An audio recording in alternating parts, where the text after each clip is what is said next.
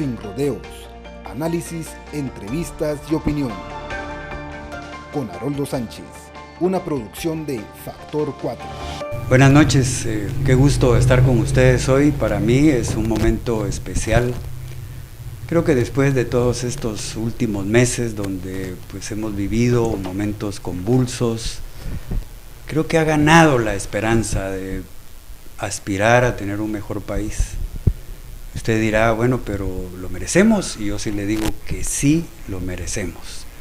Por lo menos levantarnos con la ilusión, con la esperanza de que todo lo que hemos vivido como país en los últimos 30, 40, 50 años puede tener un nuevo comienzo.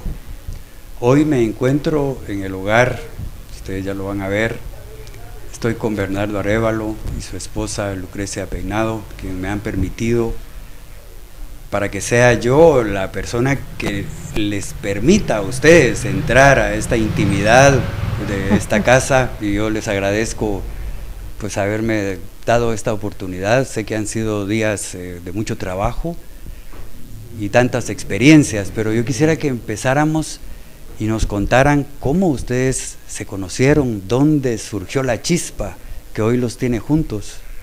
¿Qué versión? En primer lugar, muy buenas noches, Haroldo, y es un gusto. ¿Qué versión quieres oír? No, yo te voy a contar. Nos conocimos cuando trabajábamos los dos en distintos programas en el PNUD. Nuestro programa no era necesariamente PNUD, pero estábamos ubicados en el edificio donde estaban las oficinas del PNUD. Yo trabajaba con el doctor Edelberto Torres Rivas, teníamos un proyecto sobre consenso y diálogo después de la firma de los acuerdos de paz. Lucrecia trabajaba un par de pisos más abajo en un proyecto, ella dirigía el proyecto que introdujo Internet para sociedad civil como una herramienta de comunicación para el desarrollo, Internet para el desarrollo a Guatemala. Y pues entre los dos pisos a veces nos cruzábamos en las escaleras y teníamos un amigo en común, un muy querido amigo, que pues nos invitó a cenar una vez, y después de una cena hubo otra con los mismos grupos de amigos, y después ya pues, la invité yo a tomar un café solita, y hubo otro café y otro, y aquí estamos. Ya son más de 20 años, son como 23 1919, años. No, 19, no, 99. Perdone, ¿usted es de la capital o dónde nació, doctora? Yo nací acá, en la capital, en el Hospital Roosevelt, allí nací en el 61, tengo 62 años, y sí, mi familia estaba ubicada, ¿usted se acuerda dónde quedaba el antiguo autocinema? Sí, muchos de nuestros oyentes de seguro ni se imaginan, pero no bueno, ajá, sí, o no se acuerdan, como unas 5 cuadras en ese sector, ¿verdad? Allí en un terreno que mi abuelo había adquirido, vivían todos sus hijos en diferentes casitas en el mismo terreno, ¿verdad? Hechas de madera, piso de tierra, techo de lámina, un ambiente con un chorro domiciliar únicamente, letrina. Entonces, cuando yo le contaba a veces a Bernardo, no, es que yo nací en una familia pobre y tuve la suerte de vivir la transición con el trabajo duro de mis padres hacia una clase media. Y decía Bernardo, no creo. Sí, le digo, de acuerdo a los indicadores del Banco Mundial. Sí, bueno, pero ha sido nuestra broma. Así, esos son mis orígenes, pero sí con un abuelo mexicano. Tal vez a veces me dicen que tengo un acento que no parece guatemalteco, pero bueno, mi abuelo habló como mexicano hasta el fin de sus vidas, de sus días. ¿Qué tanto ha cambiado la vida para ustedes desde el 25 de junio a este momento? Muchísimo. Muchísimo porque, bueno, primero la presión, la intensidad de la agenda. Inclusive nosotros, antes del 25 de junio, pues hubo una primera campaña y parte de la campaña, hemos hecho la campaña, salíamos al interior y había, pero era una dinámica menos intensa. La dinámica a partir del 25 de junio en adelante, pues se ha subido el nivel de tiempo, de intensidad, pero pues nosotros hemos tratado, y ha sido muy agradable porque hemos hecho todas las giras territoriales las hemos hecho juntos. Ahorita de la segunda. De la segunda campaña, en la primera iba yo y Lucrecia inclusive estuvo durante un tiempo fuera del país, pero ahora las hemos hecho juntos y ha sido muy agradable estar recorriendo el país en estas tareas tan distintas y tan diferentes a las que uno tiene normalmente. Para usted estar ahora ahí saliendo de la capital, yendo al interior. Sí, mira, por muchas razones fue un antes y después para nosotros como pareja, pero como familia también, para los hijos, hijas, los nietos. Lo que pasa para mí en especial, antes de la primera vuelta, yo ya por bastante tiempo me había dedicado a atender a familia muy cercana que después de la pandemia hubo varias enfermos y yo necesité atenderlos. Y en este último periodo yo tampoco podía salir ni lo pensaba porque también mi padre vivía con nosotros y él falleció hace un mes y medio. Un día después de la campaña. Él falleció el 26 de junio. Un día y medio. Sí, entonces, pero ya habiéndose ido él, que siempre pensamos que estaría Él vivía con nosotros. Él vivía con nosotros tan emocionado de todo lo que está pasando, ¿verdad? Pero bueno, entonces ya tenía yo esa libertad de salir, que entonces ya fue dentro de la sorpresa, del cambio, de la emoción de las personas, de ese fenómeno que ya no es partidario, ese cambio que ya no es de los candidatos, sino que las personas están realmente con una necesidad de ver una luz, de que algo cambie. Entonces, es una mezcla, ¿verdad? Entre que yo en lo personal viviendo un poco el duelo, pero todas estas emociones positivas y de la gente, pues también ayudan. O sea que creo que esta segunda parte la hemos vivido juntos como intensamente. Sí. Estos últimos días, al ir al interior, ver a la gente, escucharla, ¿cómo te ha hecho sentir? Bueno, es muy emocionante ver el nivel, la esperanza de la gente, la ilusión, la alegría, el entusiasmo, es realmente muy agradable, porque la gente nos recibe con mucha espontaneidad. O sea, lo del tío Bernie no es un slogan, es realmente una forma de sentir, de entender. Y hay niños y adolescentes que se acercan a abrazarme, que me dicen tío Bernie, y es una sensación muy rara, pero muy, muy, muy agradable. Nos llenan de regalos. Aquí hay cosas, mira el retrato que nos hacen. Mira esta maravilla. Una señora que se dedicó a hacer un tío Bernie en crochet, completo. Las autoridades que me regalan una vara de autoridad, gente que quita retratos de mi padre de su pared para venir a dármelos.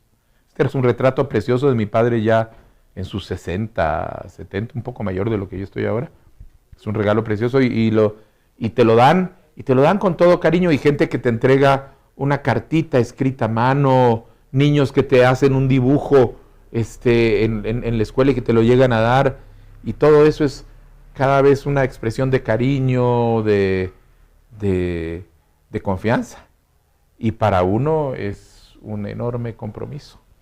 Esa sensación de que uno es el depositario de un cariño que la gente siente que está ahí, que tiene necesidad de buscar quién se hace merecedor de ese cariño, y te lo entregan, y con él te entregan la confianza.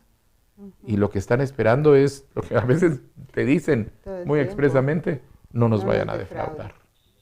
Un pueblo que ha sido defraudado históricamente, gobierno tras gobierno, elección tras elección, que ya pues, no tenía más esperanza, ni ilusión, y que ahora de repente descubre que sí puede volver a creer. Es muy lindo, muy comprometedor. Es duro también. Para usted, ¿cómo ha vivido todo esto? Mira, así como dice Bernardo, ¿verdad? Es un cúmulo de emociones. Cuando entramos ambos al vehículo donde vamos juntos, lo primero que hacemos es, bueno, y Bernardo dice un suspiro, pero un suspiro en el que te das cuenta, bueno, del peso, de la responsabilidad, de la confianza que te están poniendo, porque te están entregando quieren un timón también que cambie, que gire el país para otro lado. Y al mismo tiempo sentimos muchas veces aquel dolor, aquella rabia de ver el abandono, ¿verdad? La gente que mira, lo poco que tienen te lo llegan a dar. Nos regalan elotes, nos regalan tomates, nos regalan duraznos sí, del árbol de su casa, nos regalan lo que sea. taco. Pero también cuando llegan, están a la par niños que logran, ¿verdad?, estar un poquito mejor vestidos por sus padres, y también están a la orilla, ¿verdad?, aquellos niños que tú les ves, la desnutrición, y que, ¿verdad?, que no, apenas tienen un poco de ropa encima. Y también otra cosa que a mí me ha impactado también mucho es todas las personas que viven con discapacidad, ¿verdad? Entonces hay gente que trata de acercarse al máximo a la tarima, o no pueden y alguien les ayuda, o en otro de los lugares, una joven estaba tratando en aquella calle de piedra con otra jovencita, empujándola para acercarse lo más posible para escuchar. Y entonces, en aquella multitud, pues, ver, por favor, ayúdenla. Pero que no hay condiciones para que tengan un nivel de vida básico cómodo, ¿verdad?, para ayudarles. Y esta última vez había un señor que gritaba a la orilla de la tarima, ¡Viva Arévalo!, con sus piernas amputadas y en el piso. Y el señor con su bandera. Y decía, ¿cómo no te va a ofender eso? ¿Verdad? Esa es la gente que vive y tiene ganas de vivir, pero es un cúmulo de emociones. Que lo que te generan sí es mayor compromiso, mayor determinación. Pues yo quiero decirle a ustedes que nos están viendo que yo estoy tratando con mucha familiaridad a Bernardo, pero el día que él llegue a ser presidente, pues yo lo trataré con el respeto de su alta investidura. Es que así es. Es que, pues yo creo que el respeto no depende de la investidura. Exacto. Así que tú siempre me has tratado con respeto y no tiene por qué cambiar, Haroldo. No, muchas gracias por eso. Esto que estamos hablando, ¿sentís que es un peso el que te estás poniendo encima con todo lo que la gente está esperando? Es una responsabilidad, por eso decía yo el sentido del compromiso, es un compromiso con no fallarle a la gente, no fallarle a esas expectativas. Pero fíjate que también creo que la gente no está esperando que alguien venga con varita mágica a resolver todos los problemas. Todo el mundo se queja y todo el mundo te va a decir, sí, mire que el empleo, mire que la carestía, mire que el puesto de salud, mire que la educación de los niños no hay colegio, mire que no hay carretera. Todo el mundo te lo dice, la violencia, etc. Pero yo creo que lo que más les duele no es eso, sino es sentirse ignorados, burlados y estafados por una clase política que cada 4 años viene a repetir de todo, a ofrecer de todo, que ofrecen absurdidades, que luego no cumplen nada, que las cosas siguen igual o como estamos viendo ahora últimamente peor. Y lo que sienten es esa frustración. Porque las ofertas las está haciendo todo el mundo. Todo el mundo está ofreciendo, vamos a poner hospitales, todo el mundo está ofreciendo vamos a abaratar medicinas. Todo el mundo ofrece que va a haber más empleo, que va a haber más esto. Yo creo que la gente lo que se está diciendo, ¿quién de verdad me lo puede llegar a dar? Y eso es lo que está haciendo la diferencia. La gente ya se dio cuenta. ¿Quién viene a hacer una oferta vacía? ¿Y quién viene a decir, miren, vamos a trabajar juntos porque creemos que las cosas pueden salir adelante? Y eso es lo que hemos estado haciendo nosotros. Yo creo que la diferencia la está haciendo de que la gente sencillamente ya se dio cuenta de qué es lo que está pasando. Y entonces la expectativa no es que de repente resolvamos todos los problemas, sino que demostremos que sí se puede trabajar, que sí puede haber autoridades que trabajan para la gente. Y que con eso la gente va a empezar a decir, bueno, podemos salir adelante, y eso nos va a dar ánimo, nos va a dar energía como país, nos va a dar confianza en nosotros mismos, nos va a dejar ver que sí podemos resolver nuestros problemas, que no tenemos por qué vivir deprimidos y desesperanzados porque entre corruptos y delincuentes en las calles uno ya no puede salir adelante. A las mujeres, ¿qué les podemos decir desde esa perspectiva que usted ha ido adquiriendo a través de los años, de su cercanía con las personas? Mira, las mujeres en Guatemala no somos una estadística, ¿verdad? La mitad de la población, un porcentaje alto de jefes de hogar, un porcentaje importante de víctimas de violencia, de abuso, ¿no? O sea, las mujeres también aportamos también una parte importante a la economía del hogar, y además damos lo que se llama un trabajo invisible. Toda aquella atención que damos en el hogar, todo aquello que ayudamos a hacer la red social, la red de apoyo a los familiares, cuidamos niños, cuidamos a los enfermos, tenemos a nuestros ancianos en casa. Bueno, ¿qué te puedo decir? Pero no, somos vistas como, muchas veces como esas estadísticas, ¿verdad? Pero desde el punto de vista real, somos tan ciudadanos tan activos en la vida diaria del país, que así tenemos también que ser escuchadas y así tenemos también que ser dadas oportunidades no solo de desarrollo, sino de poder de decisión, y también de remuneraciones justas, ¿verdad? Y te digo, tiene que haber un respeto a las capacidades de las mujeres, ¿verdad? Y eso es un cambio sociocultural, claro, digamos desde el punto de vista de cómo se ve y cómo se trata a las mujeres, pero creo que podemos hacerlo desde dos vías. Uno, también desde parte del gobierno, ¿verdad?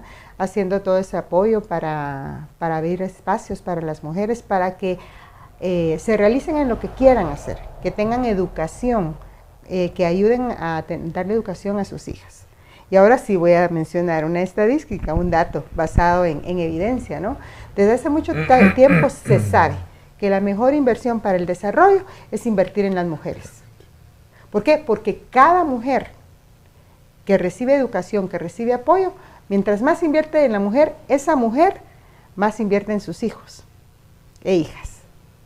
Cuando, digamos, por cada mujer en la que tú vas invirtiendo, más escolaridad van teniendo sus propios hijos, ¿verdad? Mientras más años de escolaridad tiene la mujer, ves una relación, digamos, inversa. Más años, por cada año de escolaridad, pensando primaria, básicos y otros niveles, más se va viendo la disminución de problemas de salud, de problemas de educación en los hijos. Y te voy a decir otro dato, en la cuestión de préstamos, otro dato que es estadístico, pero para reforzar el enfoque positivo que te digo, la morosidad más baja la tienen las mujeres. O sea, si tú le das un préstamo a una mujer, la mujer sí paga. Y no solo lo digo yo, lo dicen los datos. Entonces, la verdad es que yo creo que un reto importante es que todos como sociedad veamos a la mujer no como alguien que sirve, que atiende, que lo hacemos y lo hacemos con gusto. Es ese apoyo social, ese apoyo no visible. Hasta que hace falta la mujer, por cualquier razón te das cuenta, ¿y por qué no están las cosas en su lugar? ¿Y quién no le dio la medicina? ¿Y por qué hay...? Bueno, cuando falta, es que es invisible. Pero te digo esto, yo creo que entonces desde el gobierno, desde la sociedad civil, del otro tipo de organizaciones que pueden apoyar y de la sociedad misma, lo importante es que veamos a las mujeres con justa apreciación y valorización de su aporte a la vida social, a la vida familiar y abrirle las oportunidades que está comprobado con toda la evidencia que hay en el mundo, ¿verdad? Que cuando tú inviertes en las mujeres, hay desarrollo. Sociólogo, escritor, diplomático, un académico, ahora político, y vamos más allá, digamos, pero ¿cómo ha cambiado tu vida a estos pasos que has venido dando hasta este momento? Bueno, es una pregunta muy interesante, pero yo creo que como toda vida uno sigue un proceso de desarrollo, donde yo siempre digo, la vida consiste en ir abriendo puertas. Cuando uno abre una puerta, para atravesar esa puerta, entra a un cuarto que tiene otras puertas. Dejó de entrar a otros cuartos con otras puertas. Y en ese cuarto, dependiendo de qué puerta escoges, vas a ir a otro lado. Es decir, la vida, cada decisión que llevas, que tomas, te va conduciendo hacia otras direcciones. Y la vida cambia con cada una de esas decisiones sin que tú sepas hasta dónde va a cambiar.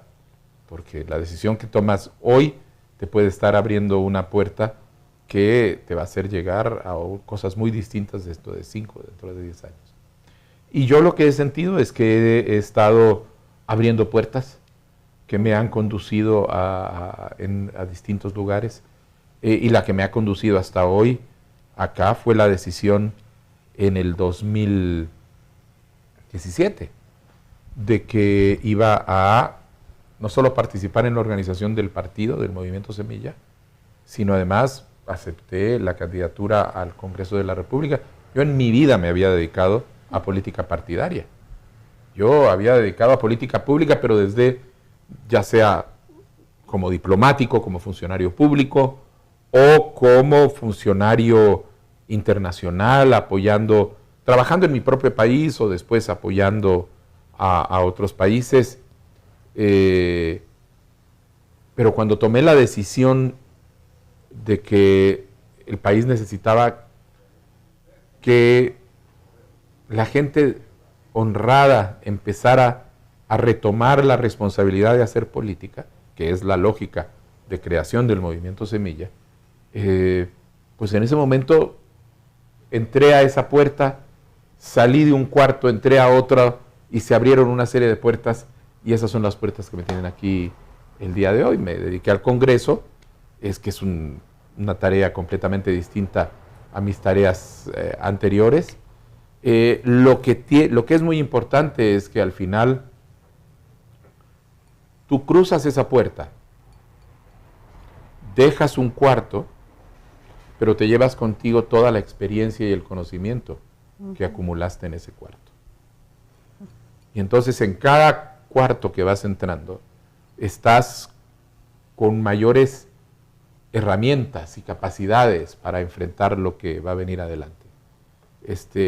Bueno, y eso es un poco como yo siento que ha ido variando mi vida desde que fui estudiante y después me dediqué a la diplomacia y después me dediqué a trabajo con organismos internacionales ayudando a problemas de creación de consensos y diálogo en Guatemala primero, en otras sociedades después, dedicándome a la investigación social, etcétera. Y aquí estoy, este es el resultado del cúmulo de mi vida.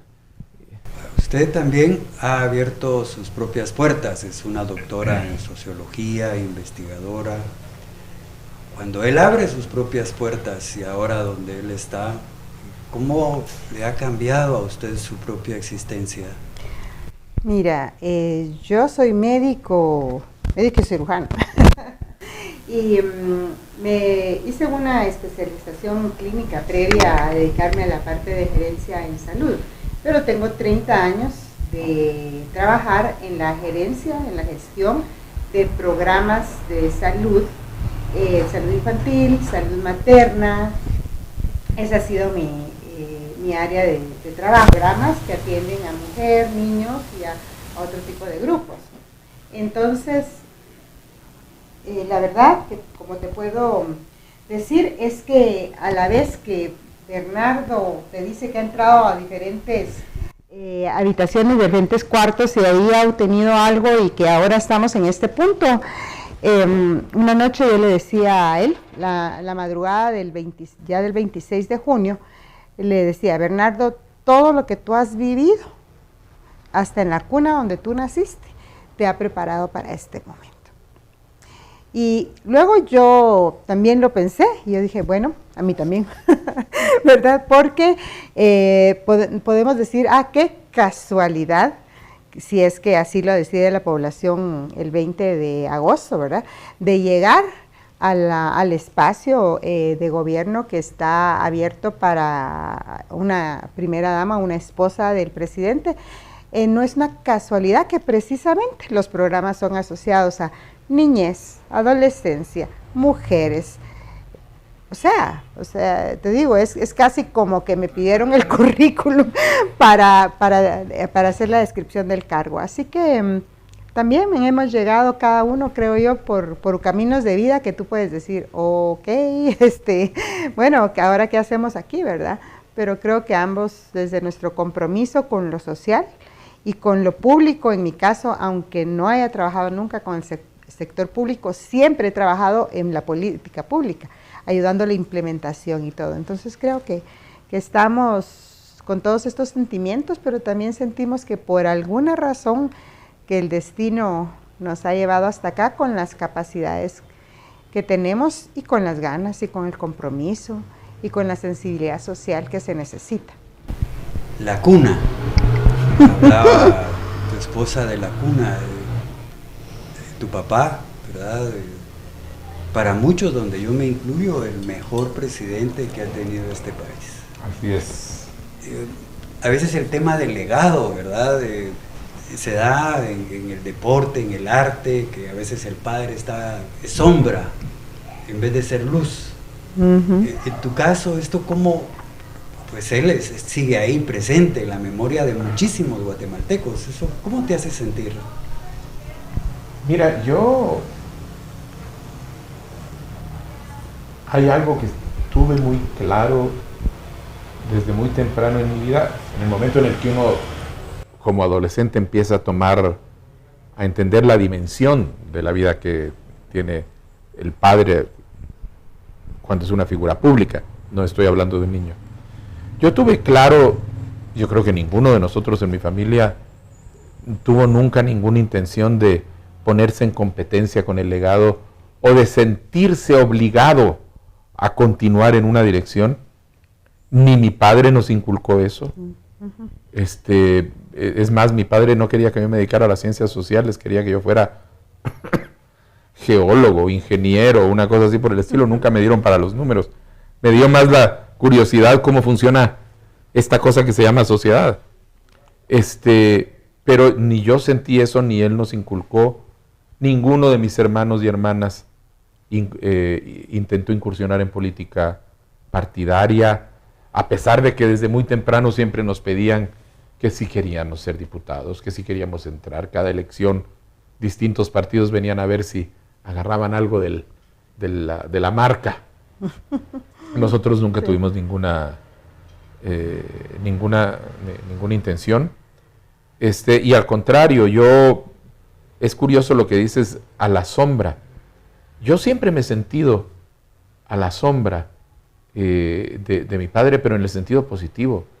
Cuando la sombra refresca, la sombra protege, la sombra es agradable, y yo nunca he tenido problema con ser el hijo de esa gran ceiba que es Juan José Arévalo en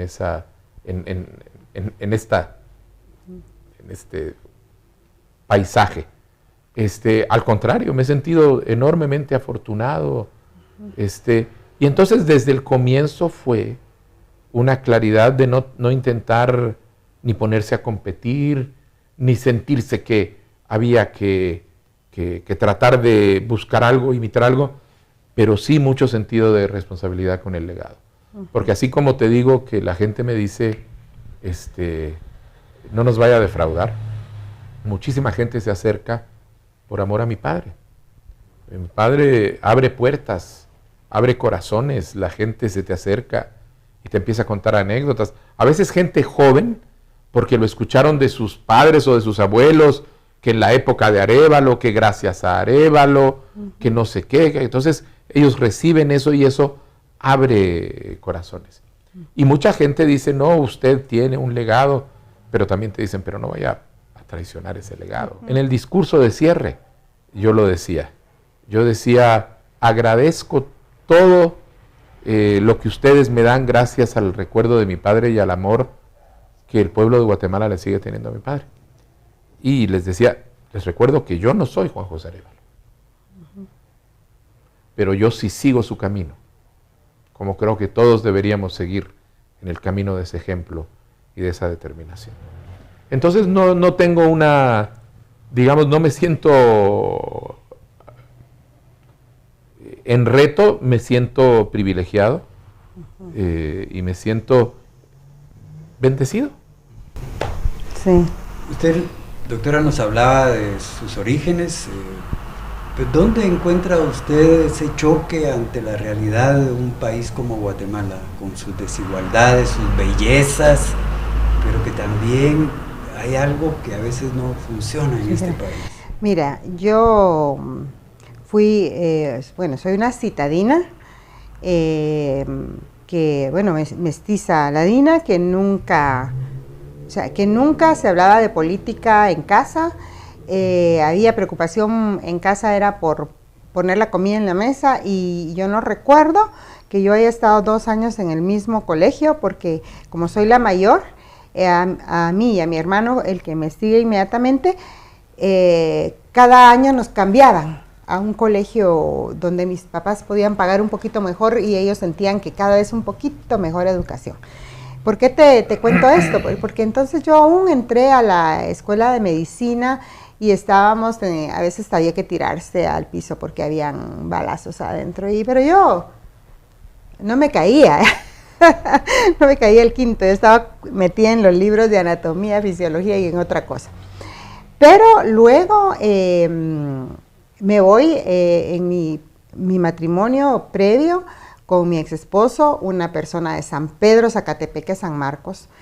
Y bueno, terminamos las especialidades y mi hija mayor con 2 años y medio y el siguiente con 2 meses, bueno, a San Marcos, a San Pedro, Zacatepeque, Checanos específicamente.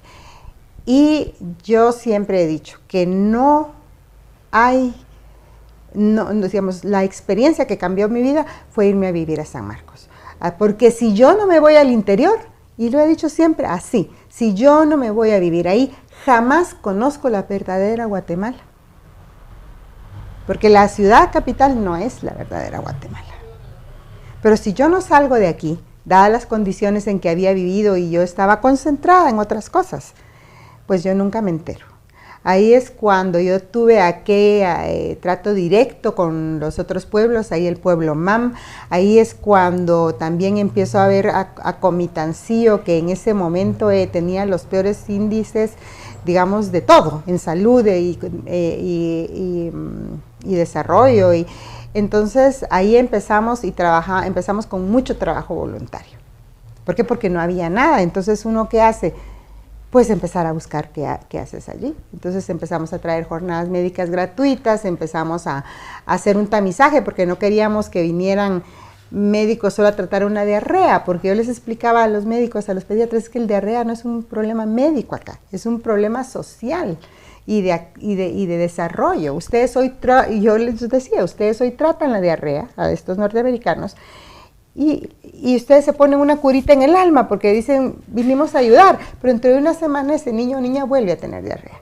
Entonces traíamos cuestiones curativas, quirúrgicas, había que se vinieran del altiplano más alto, digamos, cuando había dificultad de lenguaje, para todavía, digamos, hubiese algo curativo de labio leporino, aún de niños grandes, de luxaciones de cadera, estas personas que cojean así, que ya había pasado desapercibido sin diagnóstico, mucho menos de tratamiento, que se pudiera hacer curativo, y niños con sus pies así torcidos por pie equinovaro. Entonces traer especialistas que corregían esto, pero ya era correctivo. Entonces, así, dentro del voluntariado fue primero el traslado a San Pedro Zacatepeque, San Marcos, y la inversión en trabajo voluntario. Ahí es donde cambia mi vida y mi perspectiva de decir, no. Así por donde yo era, la parte clínica y eso no es por otro lado. ¿Qué es esos recuerdos que tenés de tu papá que quedaron para siempre ahí, porque los viviste, pues? Bueno, yo era muy pegado a mi papá, yo era muy próximo a mi papá. ¿Cuántos hermanos son, perdón? 5. Somos 5 y yo soy el cuarto. Y todos están de acuerdo en que él era el favorito. Eso dicen, pero bueno. No, es así, era así. Me parezco a mi abuela, a su mamá. Entonces yo me parezco a su mamá y entonces dicen que porque yo me parecía a su mamá, entonces me creen. El hecho es que yo sí era muy próximo a mi papá. Y tengo recuerdos preciosos desde que yo era niño. Mi papá, cuando yo nací, mi papá ya tenía 54 años. Ya, yo no tuve papá de vámonos al parque a jugar fútbol y de esos papás jóvenes que juegan con los niños, que se revuelcan, que no sé qué. Yo tuve un papá que tal vez como mucha gente siente al abuelo, pero lo tenía al lado y me sentaba con él, lo acompañaba, él me enseñaba, él me daba libros para leer, platicaba conmigo. Yo lo acompañaba, recuerdo, cuando no tenía clases en vacaciones, mi padre era un hombre de escribir muchas cartas. Esa época antes del internet, antes de toda la comunicación automática, pues la gente se escribía cartas que tardaban semanas en llegar, la respondía y regresaba. Y mi padre tenía una enorme relación epistolar por carta con un montón de gente alrededor del mundo, con la familia, porque vivíamos afuera, en primer lugar, pero además con amigos que tenía en otros países. Y entonces ir al correo era una cosa usual. Y cuando yo estaba de vacaciones, a mí me encantaba acompañarlo a hacer sus vueltas. Dentro de sus vueltas había que ir al correo a depositar las cartas, generalmente era algo una vez a la semana, una cosa así, las cartas de la semana que había que enviar, recibir algún certificado, y de ahí generalmente nos íbamos, me acuerdo, en Chile o en México o aquí en Guatemala, a lustrarse los zapatos al parque. Al parque. Se lustraba los zapatos, aquí en el Parque Central, y de ahí a tomar un café, un té, él se tomaba un té en la mañana, y de ahí a una librería. Y él se ponía a buscar sus libros generalmente una librería de viejo, porque buscaba algunos títulos que ya no estaban disponibles, y yo iba con él. Entonces él agarraba, yo me encantaba, me sentaba en una esquina, la esquina donde había libros de niños, me dejaba ahí, él terminaba, escogía sus cosas, y cuando nos íbamos yo salía con mi libro, los comienzos de mi biblioteca, etcétera. Y tengo muchos recuerdos de ese tipo de pláticas, de hablar con él, de consultarle cosas, de hacerle preguntas. Mi padre pasaba las tardes ya aquí en Guatemala, yo ya adolescente, el escritorio en su casa, en la casa de mi madre, donde está todavía mi madre. Él tenía su escritorio con sus papeles, se pasaba escribiendo, estaba escribiendo sus memorias, escribía cartas, estaba leyendo, y entonces era donde yo me llegaba a sentar con él y a hablar de las distintas cosas. Era una relación, yo tenía una relación muy cercana con mi padre, a pesar de que era un hombre, pues, que era mi abuelo en edad, ¿no? Hoy circuló un video de una escuela, específicamente no sé el lugar, pero lo que mostraba la maestra era lo que los niños llevaban como refacción. Mi hija lo ve y la conmovió tanto que se puso a llorar, ¿verdad? Porque una niñita, la maestra le dice, ¿qué trae de refacción? Y eran 2 gajitos de naranja. Otro, ¿qué trae de refacción? Bueno, agua con azúcar. Esta es la Guatemala que duele. Exacto. Esta es la Guatemala que no es posible que sigamos permitiendo. Exacto. Desde esa sensibilidad que usted tiene, doctora, esto puede cambiar, debe cambiar. ¿Qué tenemos que hacer para que estas escenas no se sigan repitiendo todos los días en esta Guatemala nuestra? Bueno, eso tiene que cambiar. Y ha estado así por el abandono, el desinterés, ¿verdad? De gobernantes y bueno, hemos llegado a este punto tan dramático, vergonzoso, ¿verdad? Y tan doloroso. Entonces, lo importante es ese compromiso desde el Estado, desde el gobierno, para poner de manera integral las soluciones y priorizar en este momento, a la brevedad, a los más pobres de entre los pobres, a los grupos más vulnerables, ¿verdad? En un primer momento, hacer una ayuda, digamos, directa y muy focalizada a estas personas de diversas maneras, tanto con la alimentación, con diferente tipo de fondos, con diferente tipo de ayuda, y a la vez luego irles ayudando a ser autosostenibles, ¿verdad? Claro que no es esos procesos llevan un tiempo, pero sí debe haber una ayuda inmediata para ese tipo de soluciones. Y es intersectorial, es también interministerial, ¿verdad?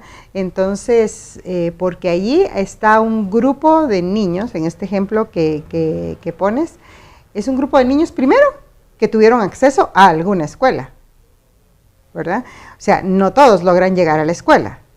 Luego, en el trabajo que yo he hecho, he conocido niños y niñas que van a la escuela porque les gusta, pero caminan horas en aquellos lugares de tierra para llegar. O sea, el acceso es difícil.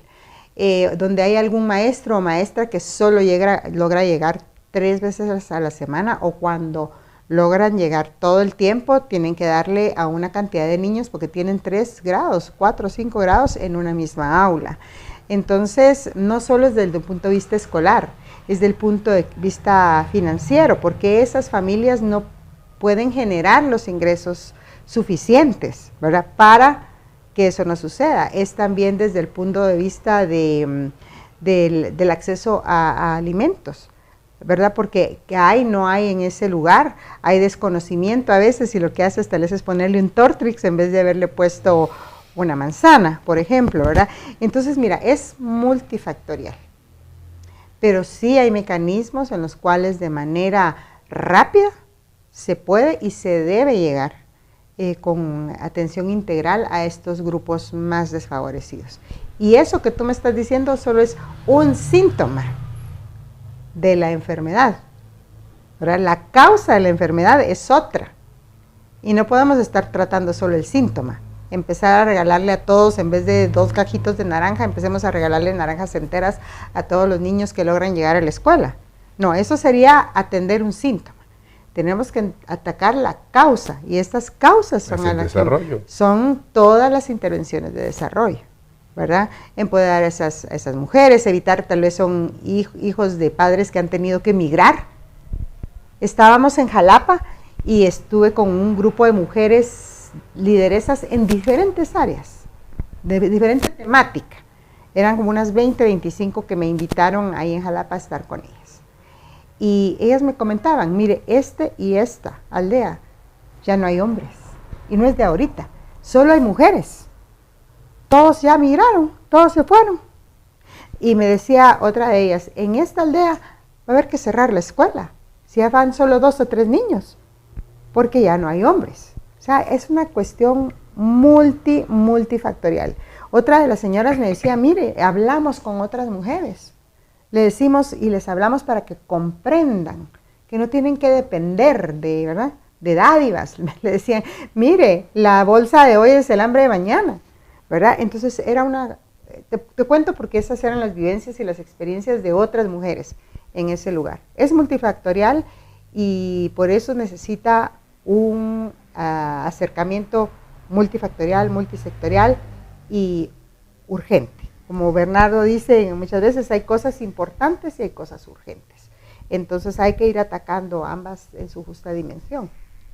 Yo tuve la oportunidad de, ya como presidentes electos, después de que habían ya, se les había dicho que habían ganado la presidencia con Berché, Álvaro Colón, Otto Pérez Molina, Jimmy Morales. Ahí en el medio en el que yo trabajaba, pues llegaban, ¿verdad? Y yo tenía una oficina de vidrio, porque todo era ahí abierto, no nada era cerrado, y a cada uno de ellos yo le pedí que no llegaran a robar, que esos 4 años le dedicaran a mejorar el país, a trabajar por Guatemala, y los 4 prometieron que iban a trabajar. El resultado es esta Guatemala que tenemos. Planteo yo lo mismo a tu persona, porque yo siento que el político actual, su ambición, su mezquindad, solo le permite a él pensar en su propio bienestar, en el de su familia, sus amigos, el partido, y van dejando a millones de guatemaltecos hundidos en la pobreza, en el desempleo, todo esto, las injusticias. Y yo, viéndote a los ojos, te digo, si Guatemala decide que estén ustedes al frente, como te lo han dicho en el interior, que no nos defraudes. Eso es todo. Mira, Haroldo, yo te puedo decir que esa es la razón por la que estamos al final metidos acá. Porque nosotros sí creemos que hay la posibilidad de una política distinta, porque yo tuve el ejemplo, y porque lo vimos no únicamente en mi padre, en toda su generación. O sea, en Guatemala ha habido políticos que hacen política con base ética. Ha habido gente que ha tenido poder en las manos y que no sale enriquecido ilícitamente, que no se ha llevado un centavo del pueblo. Y yo te puedo decir mi padre, pero no es únicamente mi padre. Era todo un momento, era un espíritu que existía alrededor de la gestión pública. La tragedia que hemos tenido en Guatemala es que posteriormente empezó un proceso en donde, bueno, la gente, los gobernantes llegaban a gobernar y había así de paso, pues algo se iban llevando. Y entonces se daba este fenómeno en donde se llega, se gobierna, pero también hay una tajadita por acá. Pero se gobierna. Lo que ha sucedido en Guatemala es que hemos llegado al extremo en donde los partidos no se organizan para gobernar. Los partidos se organizan para robar. Los partidos políticos en Guatemala, la mayoría de los partidos políticos hoy son organizaciones en lo que los une. Es la determinación de tener acceso al dinero público para enriquecerse. Por medio de contratos a nivel municipal, por medio de plazas fantasmas, por los 20 medios, porque la corrupción es sumamente imaginativa alrededor de cómo puede llegar a resolver el tema. O sea, ya no estamos hablando de problemas en donde hay gobernantes corruptos. Estamos hablando del problema donde hay corruptos que gobiernan. Eso es Guatemala hoy. Y ese es un deterioro terrible. Y eso es lo que hay que recuperar.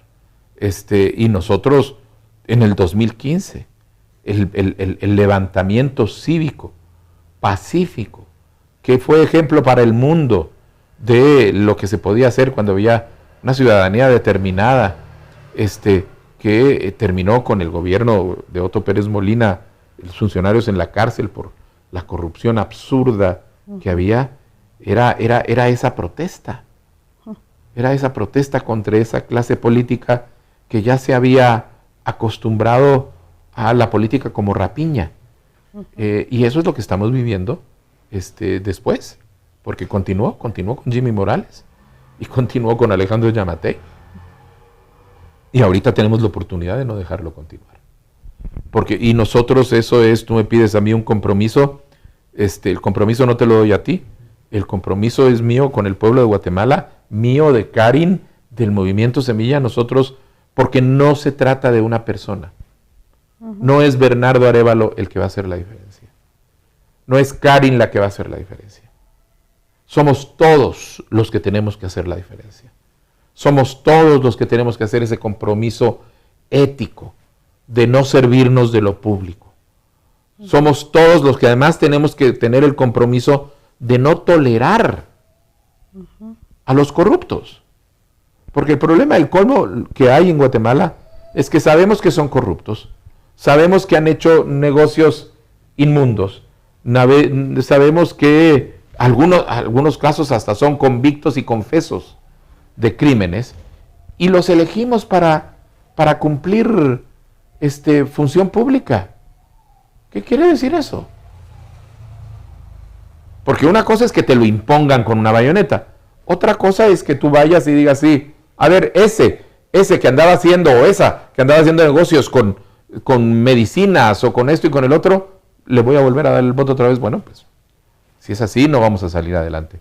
El compromiso por un país transparente, por un país sin corrupción, por un país que empiece a atender esos déficits del desarrollo, que son los que nos hacen sangrar, hay que tomarlo todos. Es un problema nacional, no es un problema de Bernardo Arévalo. Bernardo Arévalo es honrado y él nos va a salvar. No. Yo puedo poner el ejemplo en lo que a mí me toca. Y a mis ministros les vamos a pedir que pongan el ejemplo en lo que les toca. Pero cada uno tenemos que poner ejemplo en nuestra vida de lo que nos toca para ir saliendo de esa corrupción y poder hacer lo importante. Lo que nosotros decimos es, salir de la corrupción es lo más urgente, pero lo más importante es atender al desarrollo.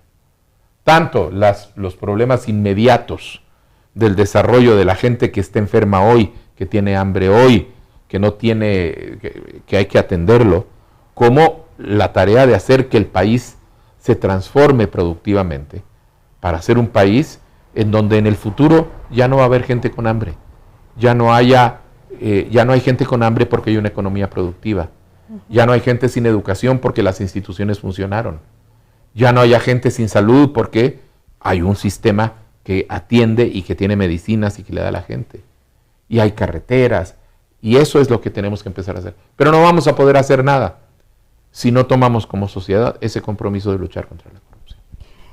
Yo quisiera, sí, perdón, por favor. A mí me complace mucho que haya un espacio que dentro del gobierno me va a permitir a mí aportar, como la SOCEP, ¿verdad?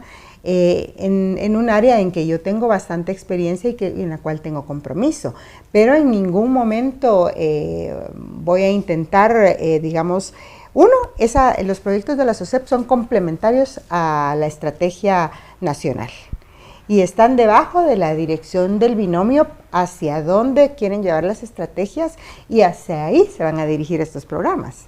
No va a ser una oficina de entretención de la primera dama, sino de complemento a los trabajos de digamos, que el gobierno decida. Y yo misma me he puesto a las órdenes de Karin. Yo le digo, mira, como tú quieras que yo pueda servirte y atenderte, ¿verdad? Pero en ningún momento robando un protagonismo, ni robando autoridad ni espacios que no me corresponde, sino como parte de un equipo, ¿verdad? De trabajo en el cual mi servicio ni mis habilidades y ese espacio que existe para una primera dama va a ser utilizado, digamos, con honestidad, con sinceridad, pero jamás ocupando otros espacios que le corresponden a quienes han sido electos y a su grupo de ministros, secretarios, etc. Bueno, pues muchas gracias. El tiempo se fue. Bravo. Ha sido... Eso pasa con las buenas conversaciones. Sí. Bueno, lo han escuchado ustedes, a la pareja, los doctores, que cada vez que hablan uno encuentra honestidad y mucho amor por este país. Que tengan buena noche y ha sido un gusto de verdad compartir con ellos, pero también compartir con ustedes. Hasta luego.